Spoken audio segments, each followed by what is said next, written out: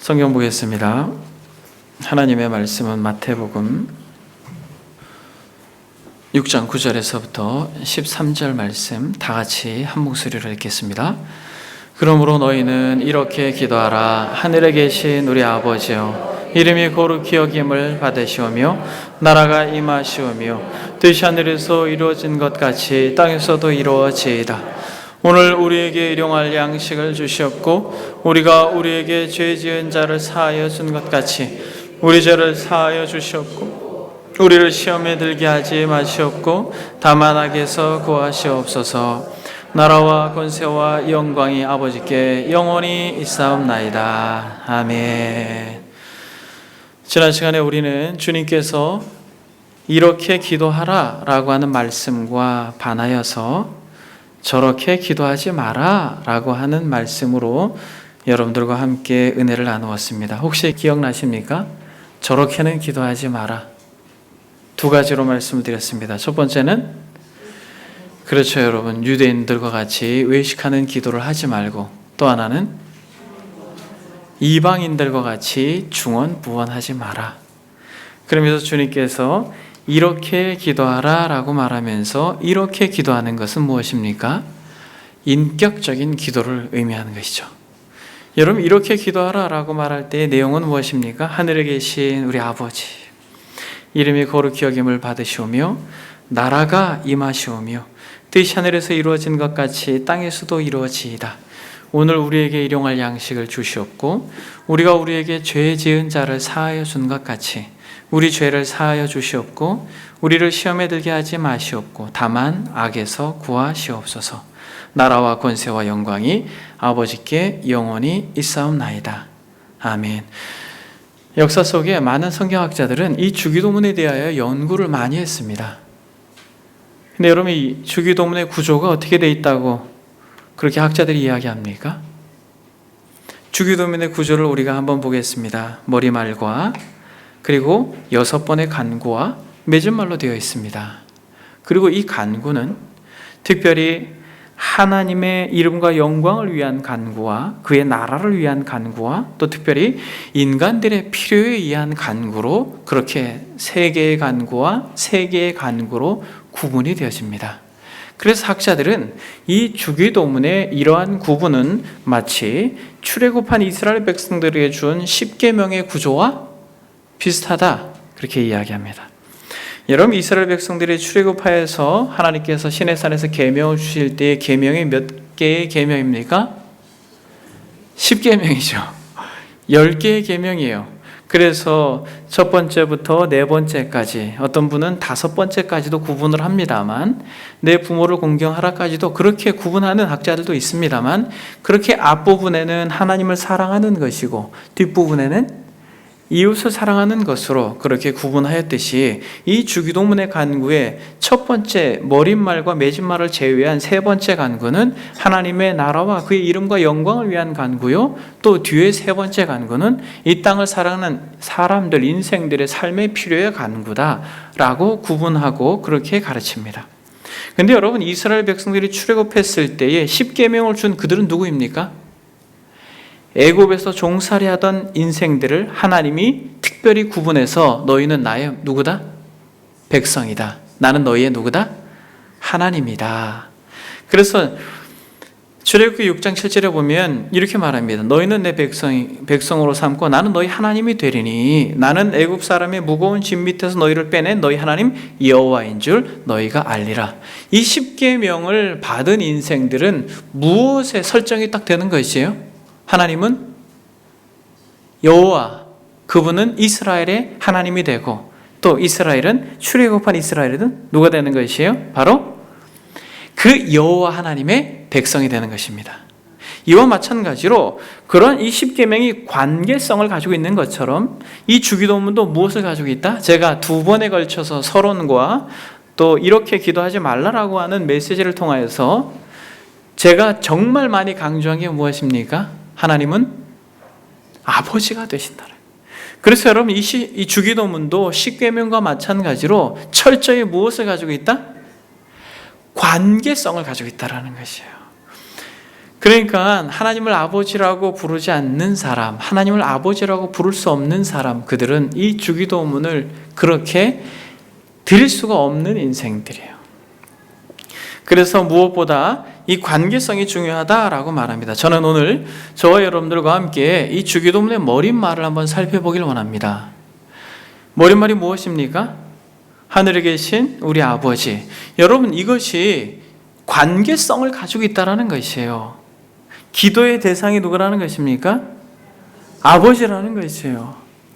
하늘에 계신 우리 아버지. 제가 이것을 세 가지로 구분해서 아버지, 하늘에 계신 분, 그리고 우리 아버지라고 하는 이 세 가지의 또 구분을 가지고 여러분들과 말씀을 나누길 원합니다. 첫 번째, 아버지라고 하는 이 관계성을 가지고 있는 것입니다. 여러분, 누가 이렇게 기도했습니까? 여러분, 놀랍게도 여러분들이 복음서를 살펴보게 되면, 특별히 요한복음에 보게 되면 주님은 하나님을 향하여 계속해서 아버지라고 말합니다. 대부분, 예외가 있습니다만, 특히 십자가에서 죽으실 때를 제외하고 대부분 예수님은 하나님을 아버지라고 칭합니다. 근데 여러분, 예수님이 전 생애에 하나님을 아버지라고 했을 때에 그것을 계속 지켜보고 있었던 유대인들은 이건 너무 큰 충격이에요. 여러분, 예수님이 유대인이시죠? 유대인입니다. 여러분, 이 복음서를 읽을 때 예수님이 유대인이라고 하는 정서에서 읽게 되면 여러분, 우리는 충격을 받지 않을 수가 없어요. 유독 하늘에 계신 우리 아버지라고 하는 이런 표현을 마태복음에서 많이 씁니다. 왜냐하면 마태복음의 독자들은 유대인들을 대상으로 쓴 것이에요. 그러니까 지금 유대인들은 예수님이 유대인으로서 하나님을 아버지라고 하는 것은, 이것은 너무 큰 충격이에요. 그래서 독일 신약학자 요아킴 예레미야스는 이 구약 성경과 현존하는 고대 유대교 문헌 중에 모든 랍비들의 저서들을 조사했다고 합니다. 주후 10세기 전까지. 그런데 여러분, 이 유대인들의 저술에서 그들의 작가들이 하나님을 아버지라고 그렇게 부르면서 기도한 예가 단 한 번도 없대요. 이게 뭘 의미합니까?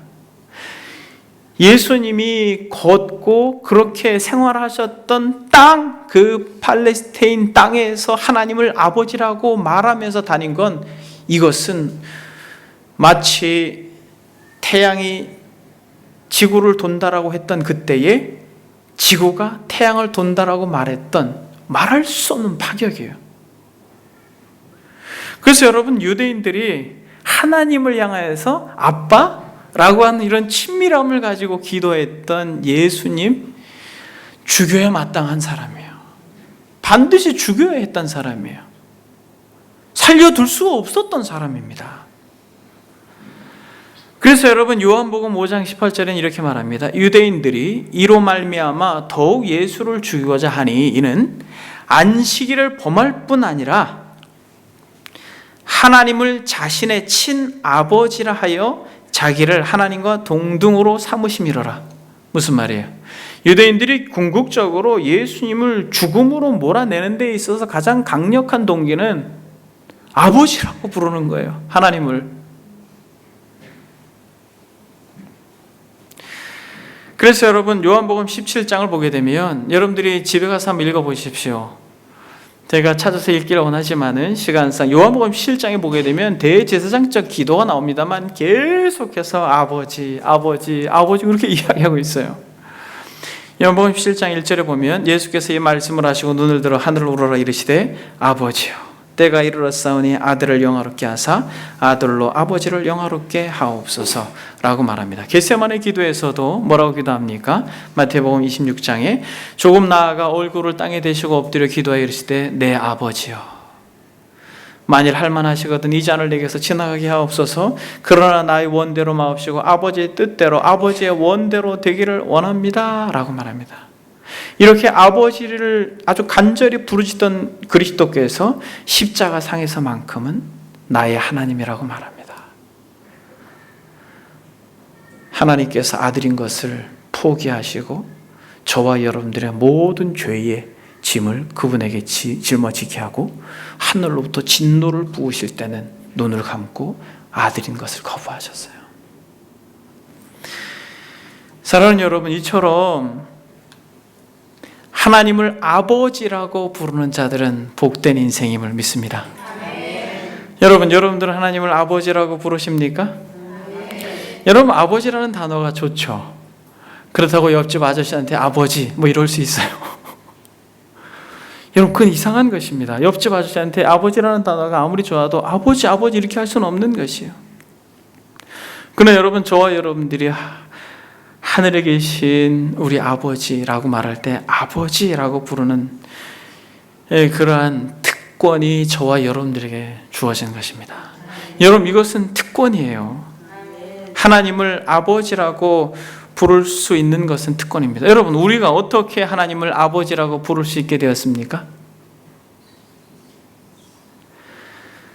하나님을 우리가 아버지라고 부를 수 있는 것은 먼저 그의 아들 예수 그리스도께서 하나님을 아버지라고 부르시면서 친히 그 아버지라고 부르는 그분에 의하여서 십자가에 찢겨 죽으심으로 말미암아 그를 맏아들로 믿고 그렇게 아버지를 소망하며 나의 죄를 대속하기 위해 아들을 죽였다라고 하는 그 절대자에 대한 신뢰와 믿음이 있는 자들에게 성령을 부어주심으로 말미암아 성령이 내주에 있는 자들은 감히 하나님을 아빠, 아버지라고 부를 수 있는 놀라운 특권을 부여해 주셨음을 믿습니다. 그래서 뭐라고 말합니까? 로마서에서 바울이 너희는 다시 무서워하는 종의 영을 받지 아니하였고 양자의 영을 받았으므로 아빠, 아버지라 부르짖느니라 라고 말씀하고 있는 것입니다. 그러므로 사랑하는 여러분, 우리가 영으로 하나님을 아버지라고 부를 때 성령의 임재와 능력이 촉발되어지는 순간인 것이에요. 그래서 여러분, 우리는 하나님을 아버지라고 부르는 특권 가운데 하나님의 놀라운 은혜가 그 부르짖음 가운데 역사함을 믿습니다. 그래서 하나님은 이 땅의 아버지들을 통하여 하늘에 계신 아버지를 배우게 합니다. 여러분, 아버지라고 하는 단어가 참 따뜻하게 들리죠. 아버지를 생각하면 여러분 입가에 미소가 머금게 됩니다. 좋아요. 아버지와 함께 보냈던 시간들, 시냇가에 가서 물장구를 쳤던 그런 순간들, 아니면 또 운동장에서 땀을 같이 흘리면서 그렇게 시간을 보냈던 시간들, 아니면은 잠자리에 들기 전에 책을 읽어주면서 그렇게 잠투정을 끌어안고 사랑으로 일관하셨던 아버지가 여러분 생각나시죠? 아니요.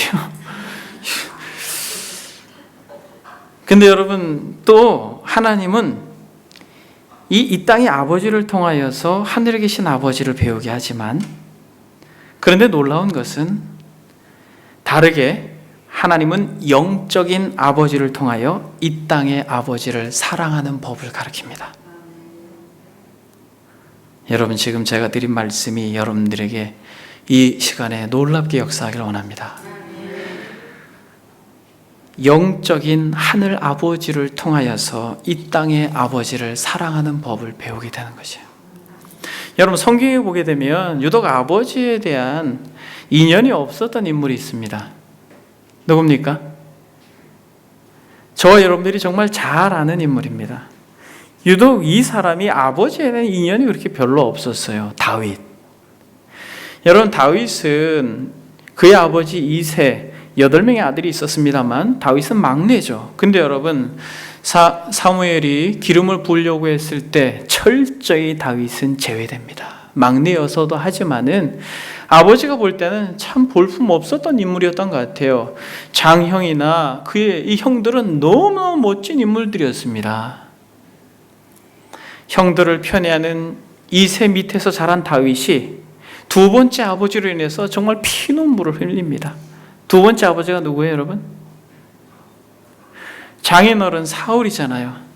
죽이지 못해서 잠을 못 이루는, 자신의 사위를 죽이지 못해서, 자기의 아들을 죽이지 못해서 잠 못 이루는 사울의 그런 말할 수 없는 그런 그 질투심과 분노로 인하여서 아주 너무나도 괴로운 인생을 삽니다.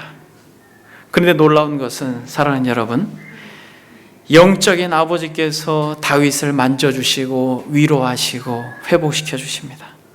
그래서 다윗은 아버지를 사랑하는 법을 배우게 됩니다. 그래서 시편 89편에 이렇게 고백합니다. 주는 나의 아버지시오 나의 하나님이시오 나의 구원의 바위시니라. 주는 나의 아버지시오 라고 하는, 이 아버지라고 하는 표현을 쓰고 있습니다. 적지 않은 사람들이 아버지라고 하는 단어조차 입에 담고 싶어 하지 않는 사람들을 가까이에서 종종 봅니다. 아버지 얘기는 하지 마세요 이렇게 말해요. 생각만 해도 짜증납니다 이렇게 이야기해요. 제 생각할 때 이 공동체의 지체들은 그런 분이 없을 거라고 생각합니다. 그러나 여러분, 이 아픈 기억이 만약 여러분들 가운데 있고 또 여러분들 속에서 지금 아버지에 대한 부정적인 생각이 스쳐 지나가는 분이 계시다면, 하나님께서 이 시간 여러분들의 마음을 회복시켜 주시고 하늘에 계신 아버지께서 여러분들의 이 땅의 아버지를 사랑하는 법을 가르쳐 주시기를 소망합니다. 이 땅의 아버지를 통하여 하나님 아버지를 배우는 이들이 있는가 하면, 영적인 아버지를 통하여 이 땅의 아버지를 사랑하는 법을 배우는 이들도 있습니다. 다윗은 하나님 아버지의 그 친밀한 사랑을 경험하고 누리게 되므로 결국 자신을 죽이려고 하는 사울을 향하여서 사랑의 손을 내밀게 되는 것이에요. 여러분, 그래서 저는 이 주기도문의 기도를 배우고 그 기도에 입각하여 하나님 앞에 간절히 부르짖을 때에 성령께서 우리 안에 역사함으로 말미암아 무엇을 지킬 수 있다라고요? 이 산상수훈의 주님의 가르침을 지킬 수 있다라고 말씀드렸습니다. 마태복음 5장을 한번 보겠습니다.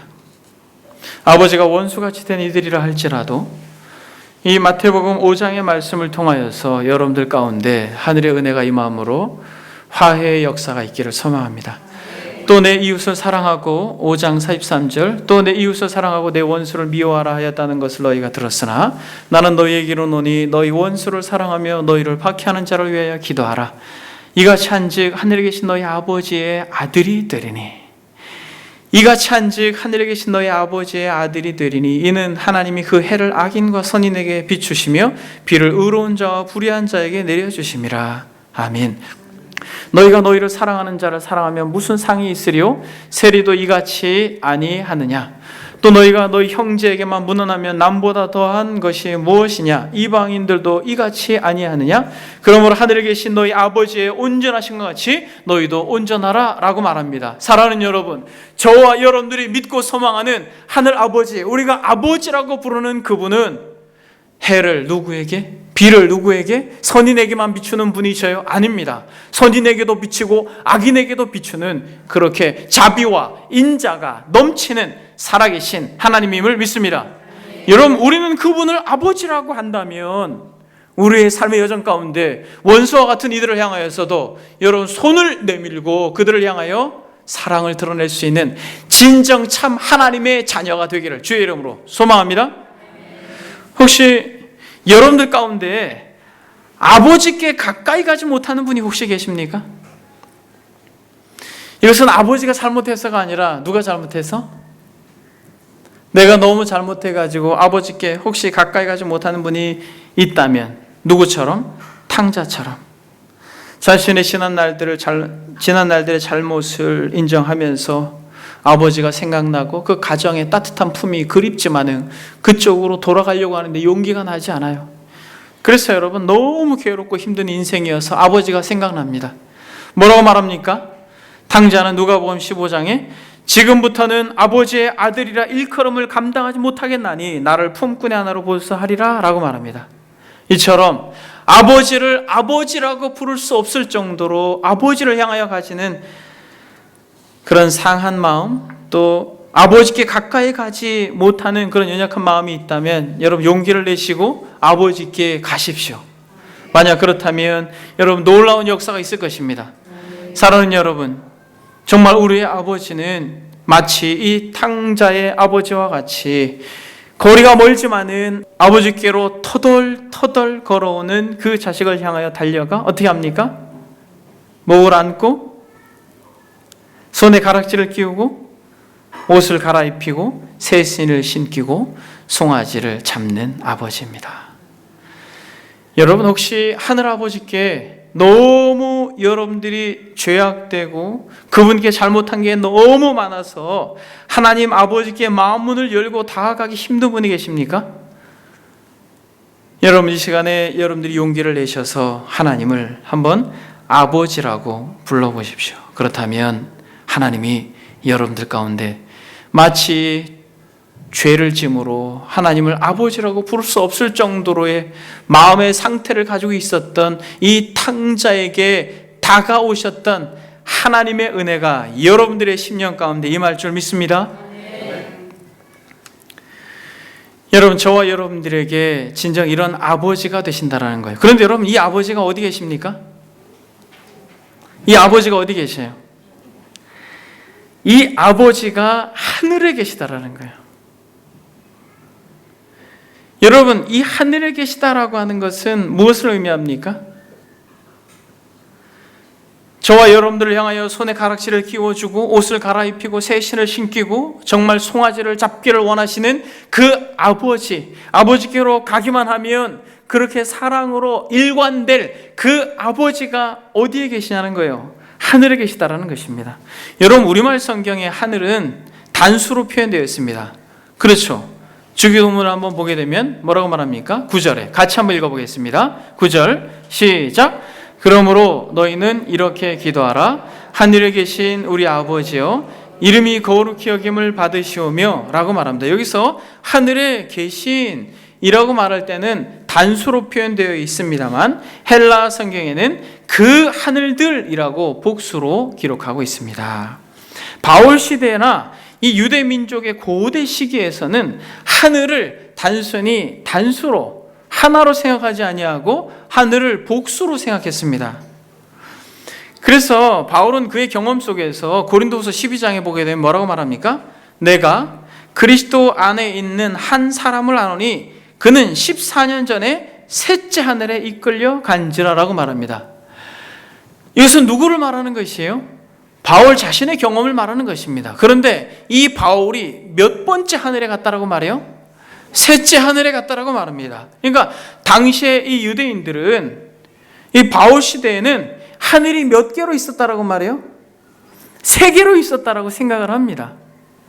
그래서 이 바울이 경험한 이 영적 하나님의 체험을 셋째 하늘에서 체험했다라고 이야기합니다. 이 3가지의 하늘이 어떻게 구분돼요? 이 3가지의 하늘이 대기층, 즉 하늘, 그리고 별들이 위치한 하늘, 또 하나는 하나님이 계시는 무한한 또는 영적인 하늘로 이어졌다라고 이야기합니다. 3가지 하늘. 첫째는 새가 날아다니는 하늘이요, 두 번째는 영적 권세를 잡은 마귀가 장악하고 있는 하늘이요, 셋째 하늘은 어떠한 피조물도 범접할 수 없는 초월적인 하늘, 어떠한 피조물도 범접할 수 없는 그 초월적인 셋째 하늘을 이야기하는 것입니다. 여러분, 주님은 하늘에 계신 아버지라고 말할 때에 이 하늘은 어떤 하늘이었겠어요? 바울이 말하고 있는 이 셋째 하늘을 이야기하는 것입니다. 새들이 날아다니는 하늘을 넘어서서 영적인 권세를 잡은 이들의 하늘을 넘어서서 세 번째 하늘, 초월에 계신 하늘. 그래서 여러분, 여기서 하늘에 계신이라고 말할 때 하늘에 계신 분, 하늘에 계신 아버지, 그분은 초월자로 계시는 하나님임을 믿습니다. 아멘. 여러분, 하늘에 계시다. 우리의 육신의 아버지는 시간이 지나면서 우리의 자녀들이 성장하면서 아버지 한계를 봄으로 사춘기에 접어들죠. 제가 인도네시아에 있을 때 우리 큰아들이 저보고 5층 건물에서 뛰어내려 보라 그러더라고요. 그럴 수 있다고 확신하더라고요. 제가 그랬죠. 나중에 뛰어내릴게. 지금은 전혀 그러지 않습니다. 여러분, 우리 아이들이 어렸을 때는 우리의 부모님들은 슈퍼맨이에요. 뛰어내릴 수 있습니다. 뭐든지 할 수 있어요. 무엇이든지 줄 수 있습니다. 근데 시간이 지나면서 세상이 보이고 객관적으로 우리 아버지를 바라보면서 한계를 봐요. 연약함을 봐요. 흰머리가 하나씩 두 개씩 생기는 참 부족한 아버지인 것을, 연약한 아버지인 것을 봅니다. 그런데 여러분, 놀라운 것은 우리의 기도를 들으시는 그분은 하늘에 계시다라는 거예요. 초월에 계시다라는 거예요. 여러분, 우리는 그것을 정말 믿는 것입니다. 그래서 여러분, 시편 69편에 보면 시인은 이렇게 말합니다. 옛적 하늘들의 하늘을 타신 자에게 찬송하라. 주께서 그 소리를 내시니 웅장한 소리로다. 하늘들의 하늘을 타신다라고 말해요. 셋째 하늘에 있는 그 영광스러운 하나님, 그분을 찬양하자라고 말합니다. 여러분, 그분의 초월성은 두 가지로 우리가 이야기할 수 있습니다. 무엇을 이야기할 수 있어요? 첫 번째는 한번 따라해 봅시다. 모든 것을 들으실 수 있는 분입니다. 여러분, 이 초월성을 가지고 있는 것이에요. 여러분, 우리는 공간과 상황에 제한받습니다. 여러분, 부모가 자신의 아이의 울음소리를 바로 알아듣습니까? 못 듣습니까? 여러분, 부모들은 자신의 이 아이의 울음소리를 알아요. 여러 아이가 울지만은 자기 아이가 울 때는 그 울음소리를 알게 됩니다. 여기 부모님들이 계신데 알아요, 몰라요? 반은 아시고 반은 모르시네요. 여러분, 부모님들은 알아요. 제가 볼 때는 아빠는 잘 모르고 엄마는 좀 잘 아는 것 같아요, 이 초기. 근데 여러분, 우리 아이가 울어도 공간의 제한을 받아요. 들리는 그런 거리가 있습니다. 공간이 있어요. 환경의 제한을 받습니다. 사랑하는 여러분, 살아계신 하나님 아버지는 초월자로 계시는데 저와 여러분들의 정말 마음 깊숙한 곳에서의 작은 신음소리도 그분이 듣고 응답하심을 믿습니다. 우리가 많은 말을 하지 않아도 저와 여러분들이 입을 벌려 기도할 수 없는, 그저 눈물로 시간을 보내고 마음속에서 그저 상한 마음으로 호통하여 그 하늘아버지를 묵상할 때에도 그 내면의 그 고통소리, 그 폭포수와 같은 그 아픔의 소리를 들으시고 응답하시는 분이 하늘아버지임을 믿습니다. 그래서 여러분, 출애굽기 2장에 보게 되면 하나님이 그들의 고통 소리를 들으시고 아브라함과 이삭과 야곱에게 세운 그의 언약을 기억하사라고 말합니다. 그들의 고통 소리를 들은다고 이야기해요. 그러면서 이스라엘 자손을 돌보셨다라고 그렇게 출애굽기에서 이야기하고 있습니다. 시편 34편의 시인은 이 곤고한 자가 부르짖음에 여호와께서 들으시고 그의 모든 환난에서 구원하셨도다라고 말합니다. 사랑하는 여러분, 우리가 잘 짜여진 아름다운 언어로 그렇게 하나님 앞에 기도할 수 없는 어린아이와 같은 상태에 있다 할지라도 여러분들의 마음속에서 정말 울려지는 작은 신음도 누가? 하늘아버지께서 하늘에서 들으시고 응답하심을 믿습니다. 두 번째로, 여러분, 초월자로 계신다라고 말할 때는 모든 것을 들으시지만은 또 모든 것을 어떻게 하실 수 있는 분이에요. 여러분, 우리가 그걸 믿기 때문에 기도하는 것입니다. 여러분, 초월하다라고 하는 건 무엇이에요? 초월하다라는 거 하는 게 무슨 뜻이에요? 초도 넘는 것이고 월도 넘는 것이에요. 한계를 넘는 것입니다. 저와 여러분들의 한계, 저와 여러분들의 열심, 저와 여러분들의 노력, 저와 여러분들의 그 어떠함도 그 한계를 넘을 수 없어서 고통하고 괴로워하는 그 순간에 여러분들이 아버지라고 부를 때 전능자의 손길이 저와 여러분들의 삶 가운데 미침으로 말미암아 하나님의 역사를 우리의 삶 속에서 볼 수 있음을 믿습니다. 여러분, 기도는 영광스러운 것이에요. 그래서 여러분, 시인은 시편 115편에 이렇게 말합니다. 오직 우리 하나님은 하늘에 계셔서 원하시는 모든 것을 행하셨다. 그분이 원하시기만 한다면, 사랑하는 여러분, 하나님 아버지께서 원하시기만 한다면, 여러분들의 소원이 하늘 아버지와 부합하기만 한다면, 저와 여러분들의 갈망이 하늘 아버지의 소원이 된다면, 사랑하는 여러분, 우리가 상상할 수 없는 경계를 넘어서서 초월하여서서 그분이 역사하실 줄 믿습니다. 그래서 여러분, 하늘에 계신 아버지는 내재적이며 초월적인 것이에요. 그래서 김세현 교수님은 그의 주기도문 강의에서 이렇게 말합니다. 왜 예수님의 가르침에는 이 초월성과 내재성이 함께 강조되어 있는 것일까요?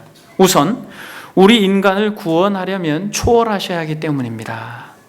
초월하다는 말은 무한하시다는 뜻입니다. 하나님이 우주보다 작다면 그것은 말할 것도 없거니와, 하나님이 우주의 크기 정도만 큰 분이시다 해도 하나님은 고장난 이 우주를 고칠 수가 없습니다. 논리적으로 불가능한 것입니다. 우주보다 더 크고 우주보다 더 막강하셔야지만 우주를 고칠 수 있는 분입니다. 이것이 바로 초월입니다. 사랑하는 여러분, 하늘에 계신 아버지를 여러분들이 믿고 그분께 구하는 자들이 되길 바랍니다. 그래서 여러분, 이 초월자를 믿는 이들은 이 산상수훈에서 주님께서 말씀하신 것이 마음에 와 닿아요. 여러분, 이 땅을 살아가는 성도들이, 또 이 땅을 살아가는 많은 사람들이 정말 걱정하고 근심하는 게 무엇입니까? 본문에서 말하고 있는 것이에요. 이 산상수훈에 보게 되면, 6장에 보게 되면 염려합니다. 25절에 그러므로 내가 너희에게 이르노니 목숨을 위하여 무엇을 먹을까 무엇을 마실까 몸을 위하여 무엇을 입을까 염려하지 말라. 목숨이 음식보다 중하지 아니하며 몸이 의복보다 중하지 아니하냐. 무슨 말이에요? 여러분, 초월자로 계신, 모든 것을 입히시고 먹일 수 있는 우주 만물의 모든, 당신이 지은 백합화까지도 옷을 입히시고 날아다니는 새까지도 먹이시는 그 초월자에 대한 이해가 없는 사람들의 공통적으로 하는 근심은 뭐예요? 먹고 마시는 거예요. 더 많이 벌어도, 더 많이 가지고 있어도 왜 그것은 그렇게 근심이 됩니까? 왠지 아세요? 본인이 책임져야 되니까 그래요. 아버지가 계신 걸 못 믿어요. 본인이 다 책임져야 돼요. 여러분 한번 생각해 보세요. 지금 5살 막내 아이가 자기가 막 먹을 거를 계속해서 자신의 창고에 쌓는다고 생각해 보세요. 햄버거도, 그리고 컵라면도 계속 챙겨 놓는다고 생각해 보세요. 방 안에 가득한데도 또 챙기고 또 채우고, 옷장에 옷이 가득한데도. 여러분 왜 그래요? 왜? 아버지가 없기 때문에 그래요, 여러분. 그게 세상 사람들의 원리예요. 그래서 이 산상수훈의 이 6장 24절에 주님이 말하는 것입니다. 한 사람이 두 주인을 섬기지 못한다. 혹 이를 미워하고 저를 사랑하거나 혹 이를 중히 여기고 저를 경히 여김이라 너희가 하나님과 재물을 겸하여 섬기지 못한다라고 말하는 게 이런 배경에서 나온 거예요. 하나님을 아버지라고 정말 믿지 않는 이들은 계속해서 싸울 수밖에 없어요. 왜? 그게 뭐가 되기 때문에? 자신의 의지가 되기 때문에. 그게 무엇이 되기 때문에? 그것이 자신의 아버지가 되기 때문에. 그것이 무엇이 되기 때문에? 그것이 자신의 보호가 되기 때문에 그래요. 그래서 뭐라고 말합니까? 또 주님께서 6장 20절에 19절부터 너희를 위하여 보물을 땅에 쌓아두지 말라. 거기는 좀과 동록이 해하여 도둑이 구멍을 뚫고 도둑질하니라. 오직 너희를 위하여 보물을 하늘에 쌓아두라. 거기는 좀이나 동록이 해하지 못하며 도둑이 구멍을 뚫지 못한다라고 말합니다. 여러분 이것은 무엇이에요? 하늘 아버지를 정말 믿느냐, 하늘 아버지를 믿지 않느냐라고 하는 것으로 삶의 태도가 완전히 달라지는 것입니다. 사랑하는 여러분, 만약 저와 여러분들이 초월하여 계신 하늘 아버지를 믿는다면, 날아다니는 새를 먹이시고 정말 들어있는 백합화를 입히시는 분이, 전능자가 우리의 아버지라는 걸 믿는다면, 사랑하는 여러분, 저와 여러분들은 우리의 손을 펴서 나눌 수 있는 것입니다. 우리의 손을 펴서 나눌 수 있는 것이에요. 공중의 새를 보라. 심지도 않고 거두지도 않고 창고에 모아 들이지도 아니하되 너희 하늘 아버지께서 기르시나니 너희는 이것들보다 귀하지 아니하냐. 너희는 이것들보다 귀하지 아니하냐? 라고 하는 이 음성을 여러분들의 마음속에 새기기를 바랍니다. 그래서 여러분, 손을 펴서 나눌 수 있다는 것은 무엇이에요? 하늘 아버지께서 누구의 아버지가 된다는 것이에요? 우리의 아버지가 된다는 것이에요. 여러분, 세 번째로 왔습니다. 우리의 아버지가 된다는 것이에요. 이 초월적인 하나님, 모든 것을 들으시고 모든 것을 할 수 있는 아버지가 정말 우리의 아버지라고 말한다면 근심하지 않고 오히려 손을 펴서 나눌 수 있는 것이에요. 우리에게. 여러분, 한국 사회에서 가장 많이 쓰는 인칭 대명사가 무엇입니까? 우리예요. 여러분, 우리. 외국 사람들이 보면 놀랍니다. 엄마는 그럴 수 있어요. 우리 엄마. 아빠도 그럴 수 있습니다. 우리 아빠. 그런데 여러분, 외국에 있는 사람들이 어떤 인칭에 대하여 분명한 이들이 봤을 때 아내를 가리켜서도 우리 아내라고 이야기합니다. 이상한 거죠. 근데 여러분, 이 한국 정서는 우리라고 하는 이 단어가 어때요? 너무 친근해요. 익숙해요. 그렇죠? 그래서 여러분, 이 한국 사회에서 한국 사람들이 이 주기도문에서 제일 가볍게 여기는 게 뭐예요? 하늘에 계신 우리 아버지라는 거예요. 이렇게 그냥 대충 넘어가요. 여러분, 대충 넘어갈 게 아닙니다. 여러분, 이 주기도문에서 가장 많이 강조하는 게 우리예요. 우리. 여러분, 이 우리라고 하는 것은 어떤 관계입니까? 옆에 분을 한번 보세요. 우리죠. 우리. 수평적 관계예요, 여러분. 여러분, 우리라고 하는 것은 수평적 관계입니다. 근데 여러분, 이 산상수훈에 보게 되면 이 수평적 관계에 대하여 굉장히 강조를 합니다. 우리에 대해서 굉장히 많이 강조를 해요. 5장 23절을 한번 보겠습니다. 그러므로 예물을 제단에 드리려다가 거기서 내 형제에게 원망 들을 만한 일이 있는 것이 생각나거든 예물을 제단 앞에 두고 먼저 가서 형제와 화목하고 그 후에 와서 예물을 드리라고 말합니다. 여러분, 형제는 우리예요. 그렇죠? 그리고 마태복음 6장 14절을 한번 보겠습니다. 주기도문을 마무리하면서 너희는 사람의 잘못을 용서하면 너희 하늘 아버지께서도 너희 잘못을 용서하려니와 너희가 사람의 잘못을 용서하지 아니하면 너희 아버지께서도 너희 잘못을 용서하지 않겠다라고 이야기합니다. 여러분, 그런데 우리는 이 하나님과의 관계만 괜찮다고 하면 된다고 생각을 해요. 여러분, 이것은 성경이 말하는 게 아니에요. 이 수평적 관계에 대하여 하나님은 얼마나 지나칠 정도로 관심을 가지고 계신지 몰라요. 우리. 여러분, 여기서 우리라고 할 때 어떤 사람들은 그렇게 말해요. 이 실제성이 없는 보편적 개념이다라고 이야기해요. 우주적인 교회, 우주적인 하나님과의 백성을 우리라고 말한다라고 말합니다. 그럴 수 있지만은 실제적으로 마태복음에서 이 산상수훈 안에서 주님께서 주기도문을 가르치실 때의 우리는 우리예요. 옆에 있는 사람이에요. 이 실제성을 분명히 말하고 있는 것입니다. 나와 부딪히고 있는 사람. 여러분, 여러분들과 부딪히고 있는 사람이 있습니까? 나와 만나고 아웅다웅 하고 있는 사람 있잖아요. 싸우기도 하는 어떤 실제적인 상황 속에 있는 사람들, 가장 1차적으로 하나님을 아버지라고 부르는 한 공동체의 성도들을 말합니다. 글쎄요, 여러분, 이방인의 기도는 철저히 나 중심적인 기도에서 제한됩니다. 나와 나의 가족, 나의 기업, 나의 상황들. 그러나 주님께서 가르쳐 주시는 이 기도의 가장 중요한 근거는 공동체적 기도예요.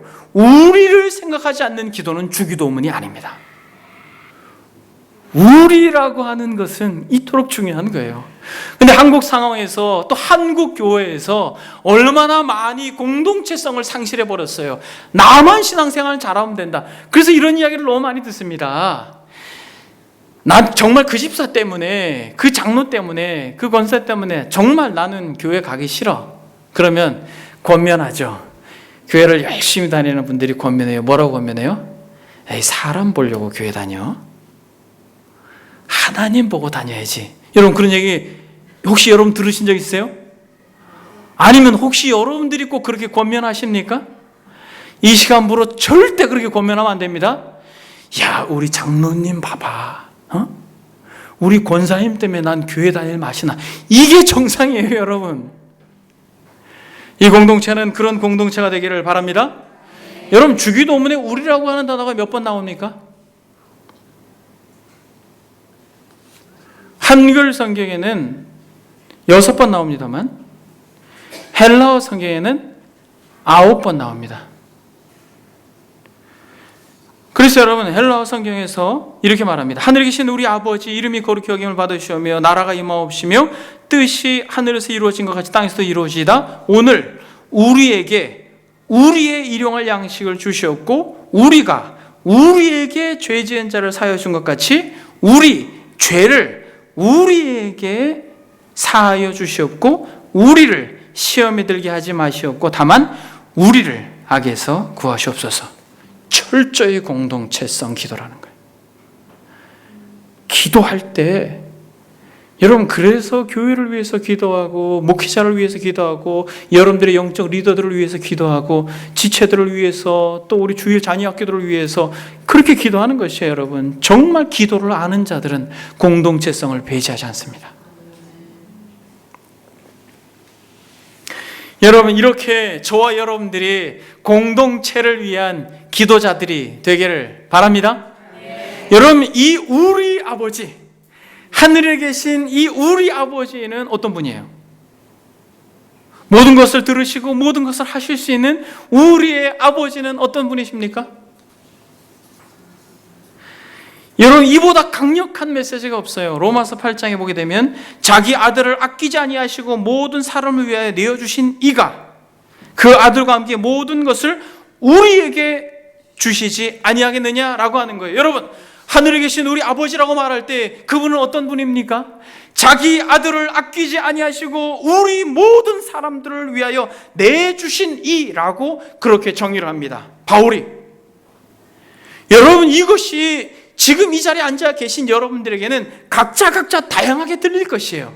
어떤 분은 이 메시지 자체가 여러분들의 가슴을 뭉클하게 하고 하염없이 눈물을 흘리게 할 것입니다만 어떤 분은 그렇지 않을 거예요. 그러나 우리의 이 신앙의 성숙도가 다양하다 할지라도 우리는 모두 다 이 하나님을 아버지라고 믿고 섬기는 자들입니다. 자기 아들을 아끼지 아니하시고 우리 모든 사람을 위해 내어주신 이 그가 그 아들과 함께 모든 것을 우리에게 은사로 모든 것을 우리에게 주시지 않겠느냐라고 하는 이 분명한 사도 바울의 확신을 따라서 저와 여러분들이 하나님께 구할 수 있는 은혜가 있기를 주의 이름으로 축복합니다. 내가 확신하노니 사망이나 생명이나 천사들이나 권세들이나 현재일이나 장래일이나 능력이나 높음이나 기품이나 다른 어떤 피조물이라도 우리를 우리 주 그리스도 예수 안에 있는 하나님의 그 무한하신 사랑에서 우리를 끊을 수 없느니라. 사랑하는 여러분, 하늘에 계신 우리 아버지, 여러분, 하늘에 계신 우리 아버지, 초월하여 계시지만 공동체적으로 정말 우리의 아버지가 되시는 그분. 어떤 사람들은 그렇게 이야기합니다. 목사님, 정말 기도하는 게 힘들어요. 여러분, 하나님을 아버지로 모시고 있지 않는 사람들은 기도하는 게 힘들어요. 그것은 고행이에요. 그러나 하나님을 아버지라고 부를 수 있는 자들은 여러분, 기도하는 것만큼 쉬운 게 없어요. 아버지라고 하면 돼요. 여러분들도 경험했을 것입니다. 정말 무거운 그 마음을 가지고 정말 힘든 삶의 무게를 가지고 하나님 앞에 나와서 그냥 아버지라고 했는데 하염없이 흐르는 눈물 때문에 어떠한 기도도 드리지 못하고 1시간, 2시간 하염없이 울다가 그저 그분께 모든 걸 맡기고 그 기도의 자리를 일어나 본 적이 있지 않습니까? 여러분, 뭐 그렇게 많은 게 필요치 않아요. 정말 하늘에 계신 우리 아버지라고 하는 이 아주 짧은 문구를 마음에 담아서 그분께 올릴 때 하늘의 문이 열리고 그분의 놀라운 역사가 여러분들의 삶의 그 깊은 계곡과 무게 가운데 개입하셔서 위로하시고 용기를 주시고 힘을 주시고 회복시켜 주심을 믿습니다. 앤드류 모레이라고 하는 설교자가 이렇게 말합니다. 주기도문의 첫 구절은 하늘에 계신 우리 아버지여 라고 하는 이 첫 구절은 기도를 여는 열쇠다. 여러분, 아무리 막힌 것도, 아무리 답답한 것도, 아무리 해결되지 않을 문제도 하늘에 계신 우리 아버지여 라고 여러분들의 마음의 중심에 그분의 이름을 부를 때 모든 문제가 풀릴 것입니다. 여러분, 주보에 있는 글만 읽고 말씀을 정리하겠습니다.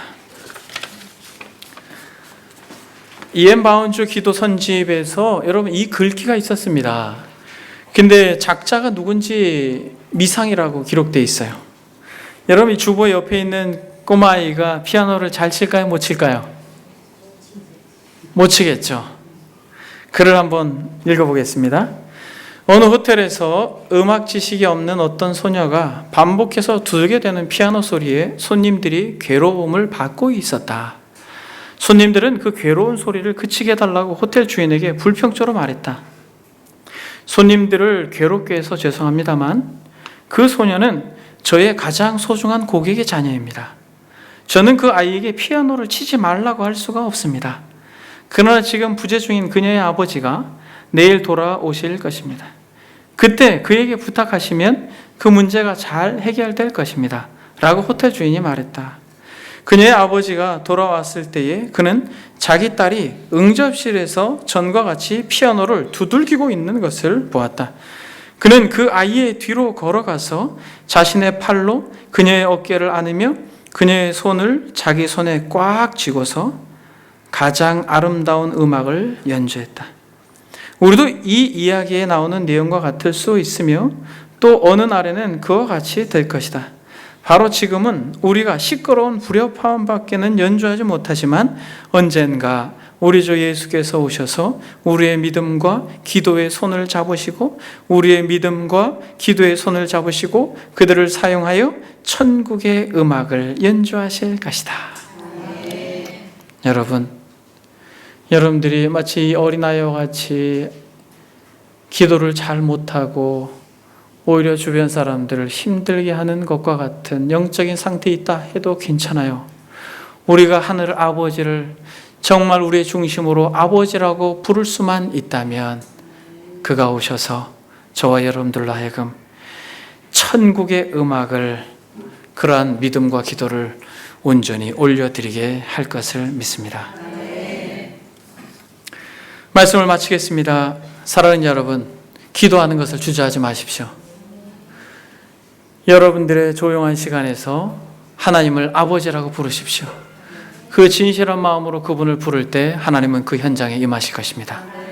그리고 여러분들로 하여금 마치 이 어린아이의 뒤를 감싸고 그 손을 잡고 그가 연주하고 있는 것처럼, 그러므로 천국의 음악을 들려주고 있는 것처럼 여러분들의 인생을 천국으로, 여러분들의 삶을 천국으로, 여러분들의 말과 여러분들의 행동을 천국 백성처럼 이 산상수훈에 나와 있는 모든 삶의 방식대로 여러분들과 저를 살게 하실 것입니다. 자기 아들을 아끼지 아니하시고 우리 모든 사람을 위하여 내어주신 이가 그 아들과 함께 모든 것을 우리에게 주시지 아니하겠느냐라고 하는 자녀의 특권을 저와 여러분들이 누리는 은혜가 있기를 소망합니다. 기도하겠습니다.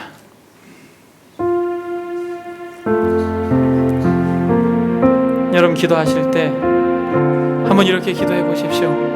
하늘에 계신 우리 아버지, 하늘에 계신 우리 아버지, 만약 그렇다면, 그것이 진실되다면 여러분들에게 아버지의 그 따뜻한 손길을 기도 가운데 경험하게 될 것입니다. 기도합니다. 자기 아들을 아끼지 아니하시고 우리 모든 사람들을 위하여 내어주신 그 좋으신 아버지, 내가 확신하노니 사망이나 생명이나 천사들이나 권세자들이나 현재이나 장래이나 능력이나 높음이나 기쁨이나 다른 어떤 피조물이라도 우리를 우리 주 그리스도 예수 안에 있는 하나님의 사랑에서 끊을 수 없느니라 말하고 있는 이 바울처럼 주님, 우리에게 정말 먼저 그의 나라와 그의 의를 구하는 열정과 열심을 우리에게 주시고 모든 것을 초월하여 계시는 분이라는 우리가 믿는다면 근심과 걱정을 내려놓고 정말 아버지 우리의 모든 환경과 상황을 보고 하시는 주님께서 이 모든 상황 가운데 개입하여 주셔서 역사하여 주심으로 우리를 위로하여 주시고 은혜로 함께해 주십시오 라고 기도하는 특권을 누리게 하옵소서. 공중의 새를 보라. 심지도 않고 거두지도 않고 창고에 모아들이지도 아니하되 너희 하늘 아버지께서 기르시다니 너희는 이것들보다 귀하지 아니하냐.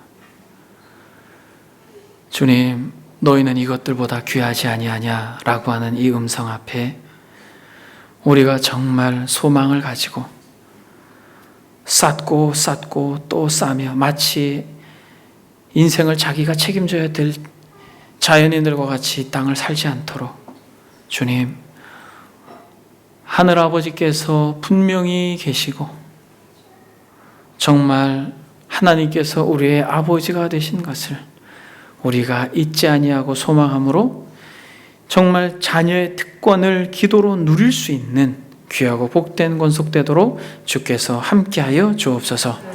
자기 아들을 아끼지 아니하시고 우리 모든 사람을 위하여 내어주신 하나님 아버지, 그 아들과 함께 모든 것을 우리에게 기쁨으로 주기를 원하는 하나님 아버지, 우리가 기도하겠습니다. 무릎 꿇고 기도할 때 주여 아버지의 뜻에 부합한 모든 기도의 제목을 응답하여 주옵소서. 감사드리며 예수님의 이름으로 기도드립니다. 아멘.